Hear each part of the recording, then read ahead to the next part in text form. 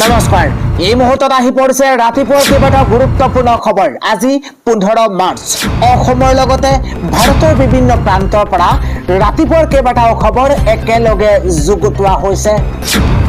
এই মুহূৰ্তত জনাই আছো ৰাতিপুৱাৰ গুৰুত্বপূৰ্ণ খবৰ। কংগ্ৰেছলৈ ভৰসা কৰি ৰৈ থাকি 45 দিন বৰবাদ হ'ল ৰাইজৰ দলৰ। এইবাৰ দেখুৱাই দিম যে ৰাইজৰ দলে কিদৰে কেনেকৈ সিরিয়াসলি নির্বাচন খেলে। বিরোধী মিত্রতাত থাকি জয়ী হবলগীয়া আসনতকৈ অকলে খেলি নির্বাচনত ভাল ফলাফল আশা কৰিছে অখিল গগৈয়ে।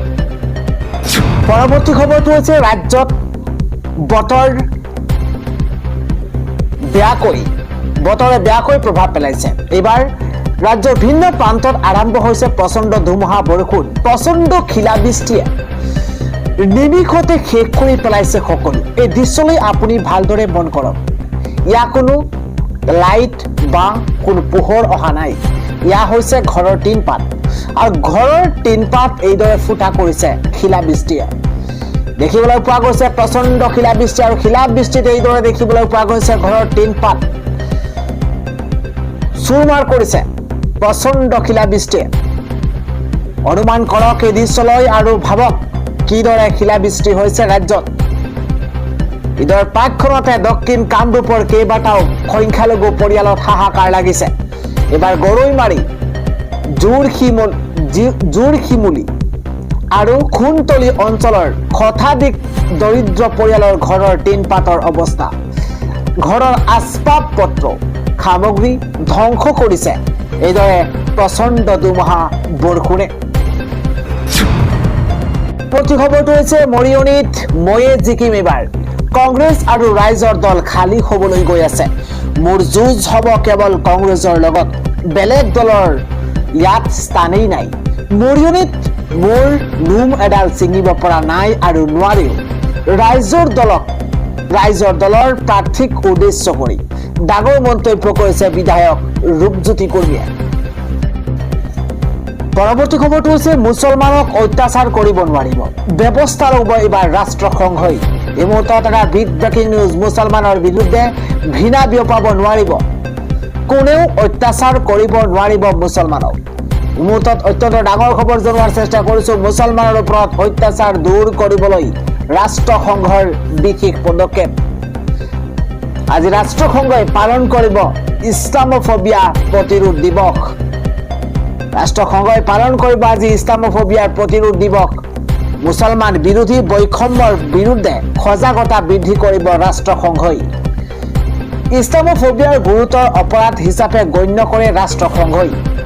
ইছলামৰ বিৰুদ্ধে অপপ্ৰচাৰ চলোৱা কাৰ্যকো ৰেহাই দিয়া নহ'ব।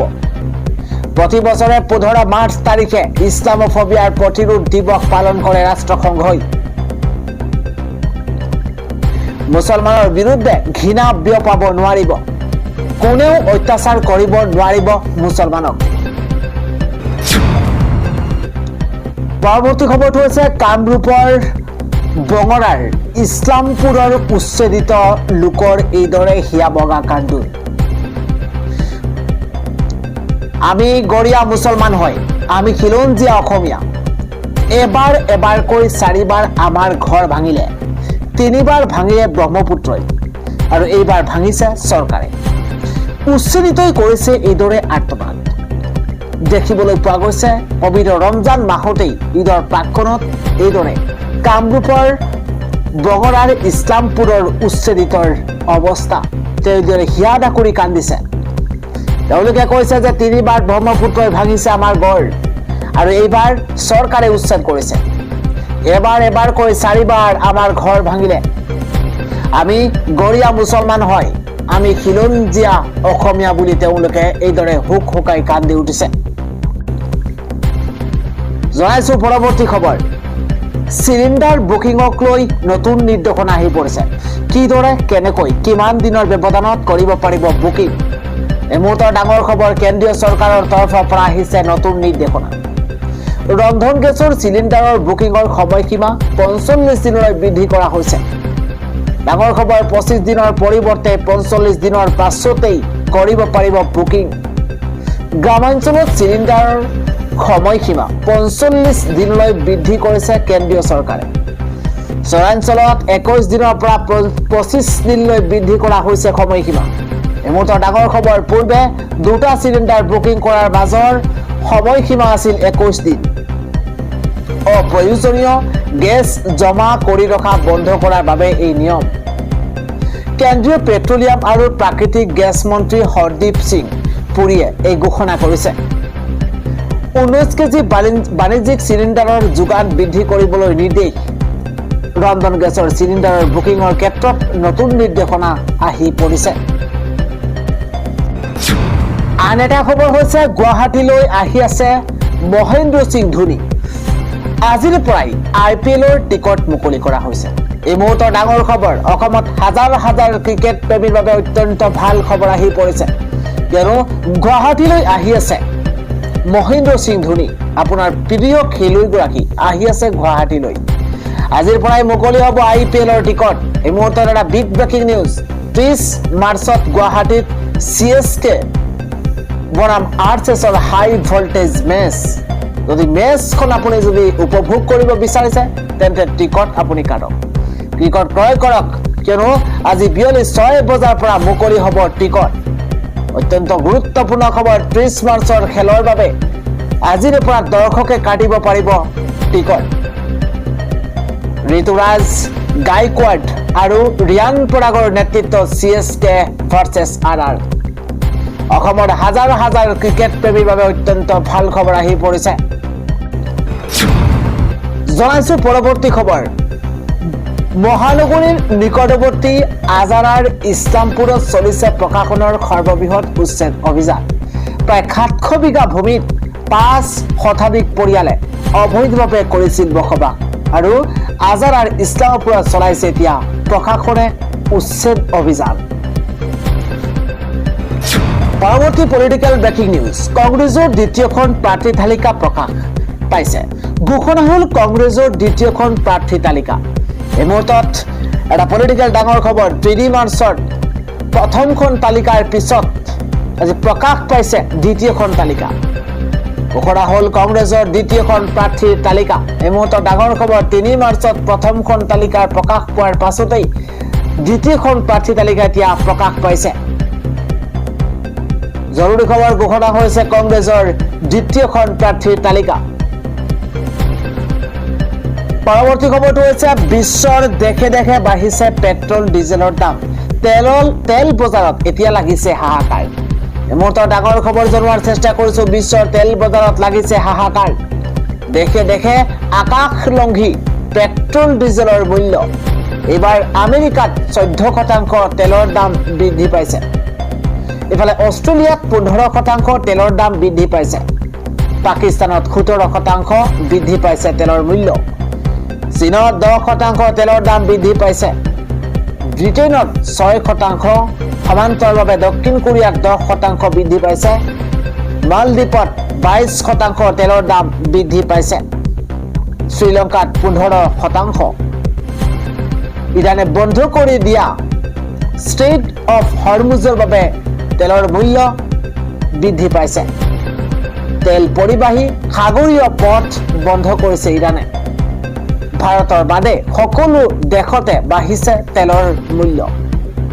একমাত্ৰ ভাৰতৰ বাবে ৰেহাই ব্যৱস্থা কৰিছে ইৰাণে। প্ৰতি যুদ্ধত বাঢ়িছে আন্তঃৰাষ্ট্ৰীয় খাৰুৱা তেলৰ মূল্য। বিশ্বৰ তেল বজাৰত লাগিছে হাহাকাৰ। জনাইছো পৰৱৰ্তী খবৰ, মাত্ৰ এজাক বৰষুণ আৰু তাৰ পাছতেই এইদৰে গুৱাহাটীৰ অৱস্থা। গুৱাহাটীৰ ৰাজপথত এতিয়া এককাল পৰ্যন্ত পানী। কৃত্ৰিম বানে জ্বলা কলা খুৱাইছে গুৱাহাটীবাসীক। গুৱাহাটীত এতিয়া কদৰ্যময় পৰিৱেশৰ সৃষ্টি হৈছে। বৰষুণ আহিলেই বুকি কঁপি উঠে মহানগৰীবাসীৰ। সৃষ্টি হয় গুৱাহাটীত কৃত্ৰিম বানৰ। চৰকাৰ আহে চৰকাৰ যায়, কিন্তু কৃত্ৰিম বানৰ পৰা মুক্ত নহয় গুৱাহাটীবাসী। কেতিয়া দূৰ হ'ব গুৱাহাটীৰ এই কদৰ্যময় পৰিৱেশৰ সমস্যা, তাক লৈ এতিয়া সকলোৱে প্ৰশ্ন উত্থাপন কৰিছে। ইফালে প্ৰচণ্ড বৰষুণৰ বাবে নিপকিয়ে এৰিব পানী। নৈপৰীয়া হাজাৰ হাজাৰ লোকলৈ ডাঙৰ খবৰ আহি পৰিছে। এই মুহূৰ্তত এটা উদ্বেগজনক খবৰ জনোৱাৰ চেষ্টা কৰিছো। নৈপৰীয়া হাজাৰ হাজাৰ লোকলৈ ডাঙৰ খবৰ আহি পৰিছে, কিয়নো কিছু সময়ৰ পাছতে নিপকুৱে এৰিব হুৰাহুৰে পানী। লখিমপুৰৰ ৰঙা নদীপৰীয়া জনতালৈ প্ৰশাসনৰ তৰফৰ পৰা সতৰ্কবাণী জাৰি কৰা হৈছে। মুহূৰ্তত বিগ ব্ৰেকিং নিউজ। মুখলধাৰ বৰষুণৰ বাবে ফেনে ফুটুকাৰে উফন্দি উঠিছে ৰঙা নদী। 10 বজাত ৰঙা নদীৰ জলবিদ্যুৎ প্ৰকল্পৰ পৰা এৰি দিয়া হ'ব পানী। নৈপৰীয়া হাজাৰ হাজাৰ লোকলৈ এই মুহূৰ্তত ডাঙৰ খবৰ আহি পৰিছে। নৈপৰীয়া হাজাৰ হাজাৰ লোকলৈ ডাঙৰ খবৰ আহি পৰিছে। পৰৱৰ্তী খবৰটো হৈছে হাজাৰ হাজাৰ মুছলমানৰ সৈতে আল্লাহক দুৱা প্ৰাৰ্থনা। এইবাৰ ইফতাৰ আয়োজনত ইফতাৰত অংশগ্ৰহণ কৰিছে হাগ্ৰামা মহিলাৰীয়ে। এই মুহূৰ্তৰ ডাঙৰ খবৰ, ৰমজান মাহতে ইফতাৰত অংশগ্ৰহণ কৰিছে হাগ্ৰামা মহিলাৰীয়ে। আৰু এইদৰে দেখিবলৈ পোৱা গৈছে এক ব্যতিক্ৰমী পৰিৱেশ। হাজাৰ হাজাৰ মুছলমানৰ সৈতে আল্লাহক দুৱা প্ৰাৰ্থনা হাগ্ৰামা মহিলাৰীৰ। BTCত সকলো জাতি ধৰ্ম সমিলমিলেৰে বাস কৰিবলৈ দুৱা প্ৰাৰ্থনা। গোসাইগাঁৱৰ চেৰফাংগুৰি ঈদগাহ ময়দানত এইদৰে হাগ্ৰামা মহিলাৰী। মই প্ৰতি বছৰে ইছলাম ধৰ্মীয় লোকৰ সৈতে ইফতাৰ কৰোঁ, মন্তব্য কৰিছে হাগ্ৰামা মহিলাৰীয়ে। ইফতাৰ কৰিবলৈ পাই মোৰ খুব ভাল লাগিছে। আল্লাহে আমাক BTCবাসীক ৰহমত কৰক, সকলোকে ভালে ৰাখিবলৈ আল্লাহৰ ওচৰত দুৱা প্ৰাৰ্থনা মাগিছে হাগ্ৰামা মহিলাৰীয়ে। আমি সকলো ধৰ্মৰ লোকক সমানে সন্মান কৰি আহিছো, ভৱিষ্যতেও BPF দলে সকলোকে সন্মান কৰিব। আমাক কেৱল শান্তি, উন্নয়ন আৰু একতা লাগে। ৰমজান মাহত ইফতাৰত অংশ ললে এইদৰে হাগ্ৰামা মহিলাৰীয়ে। জনাইছো পৰৱৰ্তী খবৰ। গেছৰ নাটনিৰ মাজতে বৃহৎ খবৰ আহি পৰিছে, কিয়নো সাগৰৰে ভাৰতলৈ আহি আছে শিৱালিক আৰু নন্দ দেৱী। এই মুহূৰ্তৰ ডাঙৰ খবৰ, ভাৰতৰ কোটি কোটি গেছ গ্ৰাহকৰ বাবে অত্যন্ত ভাল খবৰ আহি পৰিছে, কিয়নো দেশত নাটনি নহয় এতিয়া LPG চিলিণ্ডাৰ। ষ্ট্ৰেইট অফ হৰমুজে হৰমুজেৰে ভাৰত অভিমুখী গেছ পৰিবাহী জাহাজ। যুদ্ধৰ মাজতেই ভাৰতীয় জাহাজলৈ সেউজ সংকেত দিছে ইৰাণে। ইৰাণ ইজৰাইলৰ যুদ্ধৰ বাবে ইৰাণে বন্ধ কৰিছে ষ্ট্ৰেইট অফ হৰমুজ। তাৰ বিপৰীতে ভাৰতৰ বাবে ষ্ট্ৰেইট অফ হৰমুজ খুলি দিছে ইৰাণ চৰকাৰে। প্ৰধানমন্ত্ৰী নৰেন্দ্ৰ মোদী ইৰাণৰ ৰাষ্ট্ৰপতি মাছুদ পেজেছকিয়ানৰ আলোচনাৰ এক সুফল। নিৰাপদে হৰমুজ জলদ্বীপ অতিক্ৰম LPGৰ টেংকাৰ। শিৱালিক আৰু নন্দদেৱী নামৰ দুখন জাহাজে দেশলৈ কঢ়িয়াই আনিছে LPG গেছ চিলিণ্ডাৰ। পৰৱৰ্তী খবৰটো হৈছে 18 মাৰ্চত প্ৰকাশ পাব বিজেপিৰ প্ৰাৰ্থী তালিকা। AGPয়ে বৰাকৰ 13খন আসনৰ 3খনত প্ৰতিদ্বন্দ্বিতা কৰিব, 10খনত প্ৰতিদ্বন্দ্বিতা কৰিব বিজেপিয়ে। এইদৰে ঘোষণা কৰিছে ৰাজ্যৰ মুখ্যমন্ত্ৰী হিমন্ত বিশ্ব শৰ্মাই। এই মুহূৰ্তত জনাই গৈছো আন এটা ভাল খবৰ, কিয়নো প্ৰতিগৰাকী মহিলাই এতিয়া পাব অৰুণোদয়। অসমত নাথাকিব অৰুণোদয় নোপোৱা মহিলা। ভাল খবৰ দিছে এই মুহূৰ্তত ৰাজ্য চৰকাৰে। এই মুহূৰ্তত বিগ ব্ৰেকিং নিউজ জনোৱাৰ চেষ্টা কৰিছে। অসমত অৰুণোদয় নোপোৱা মহিলাৰ বাবে ডাঙৰ খবৰ আহি পৰিছে, কিয়নো অৰুণোদয় নোপোৱা মহিলাক অতি শীঘ্ৰেই প্ৰদান কৰা হ'ব অৰুণোদয়। অৰুণোদয় সভাত এই ঘোষণা কৰিছে মুখ্যমন্ত্ৰী হিমন্ত বিশ্ব শৰ্মাই। বৃদ্ধি পাব 1250 টকাৰ পৰা অৰুণোদয় ধনৰ পৰিমাণ। অসমত এতিয়াও 10% মহিলাই অৰুণোদয় পোৱা নাই।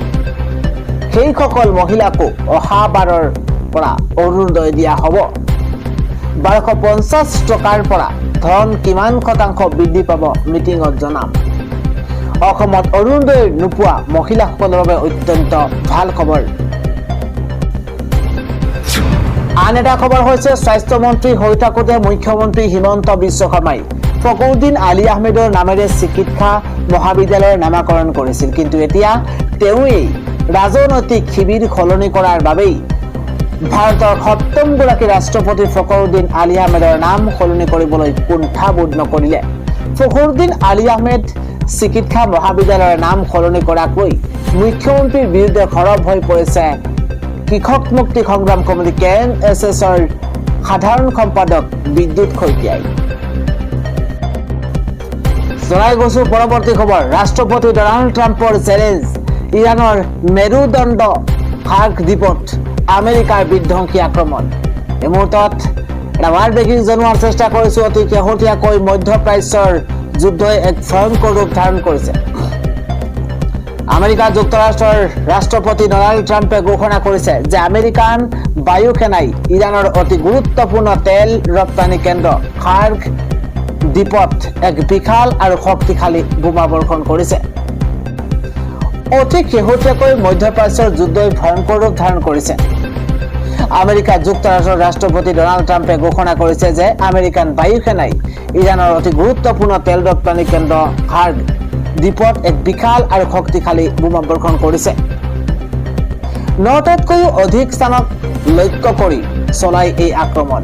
ফলত দ্বীপটোত থকা ইৰাণৰ ৯০টাতকৈও অধিক সামৰিক ঘাটি, মিছাইল ভাণ্ডাৰ আৰু নৌসেনাৰ ঘাটি সম্পূৰ্ণৰূপে ধ্বংস হৈ গৈছে। এই সম্পৰ্কত ৰাষ্ট্ৰপতি ডনাল্ড ট্ৰাম্পে সামাজিক মাধ্যমত প্ৰকাশ কৰিছে যে আমেৰিকাই ইচ্ছা কৰিয়েই দ্বীপটোত তেল শোধনাগাৰ আৰু ৰপ্তানি প্ৰকল্পসমূহ এৰি দিছে। অৱশ্য তেওঁ সকীয়াই দিছে যে যদি ইৰাণে ষ্ট্ৰেইট অফ হৰমুজ জাহাজ চলাচলত বাধা দিয়ে তেন্তে পৰৱৰ্তী লক্ষ্য হ'ব এই তেল কেন্দ্ৰসমূহ। ট্ৰাম্পে দিয়া এই চেলেঞ্জৰ প্ৰতি প্ৰত্যুত্তৰ দিছে এইবাৰ ইৰাণে। ইৰাণৰ সামৰিক বাহিনীয়ে হুংকাৰ দিছে যে আমেৰিকাই যদি পুনৰ শক্তি প্ৰদৰ্শন কৰে তেন্তে সমগ্ৰ অঞ্চলটোত থকা আমেৰিকাৰ সহযোগী দেশসমূহৰ তেল আৰু শক্তি প্ৰকল্পসমূহ ভস্ম কৰি দিয়া হ'ব। ইয়াৰ উপৰিও ইৰাণে সংযুক্ত আৰবৰ দৰে দেশসমূহক আমেৰিকাক আশ্ৰয় নিদিবলৈ সকীয়াই দিছে। এইখিনিতে এটা কথা উল্লেখ কৰাৰ প্ৰয়োজন যে হাৰ্ক দ্বীপ হ'ল ইৰাণৰ অৰ্থনীতিৰ মেৰুদণ্ড। ইৰাণৰ প্ৰায় ৯০% তেল ৰপ্তানি এইটো দ্বীপৰ জৰিয়তেই হয়। ইয়াত হোৱা যিকোনো বৃহৎ ক্ষতিয়ে বিশ্ব বজাৰত খাৰুৱা তেলৰ মূল্য আকাশ লংঘী কৰাৰ সম্ভাৱনা আছে।